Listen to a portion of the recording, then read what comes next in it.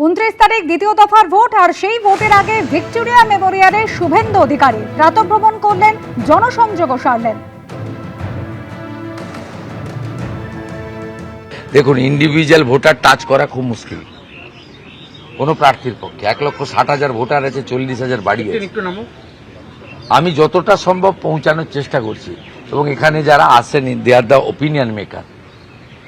এর একজনের সঙ্গে মিট করলে আমি মনে করি 100 ভোটস আমার আসতে পারে, এবং প্রত্যেকটা প্রার্থীর উচিত তার ভোটারদের কাছে পৌঁছানো, আপিল করা। আমি সমস্ত রকম ওয়ে দিয়ে চেষ্টা করছি।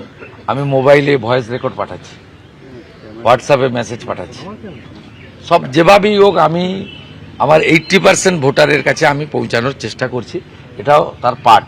তবে এখানে মর্নিং ওয়াকারদের ডিস্টার্ব না করে, পতাকা ঝান্ডা ফেস্টুন না নিয়ে, এখানে যেভাবে ভদ্রভাবে খুব সোবারলি নমস্কার প্রতি নমস্কার দেওয়া নেওয়া যায়, এই কাজটা আমি করেছি। It's not new.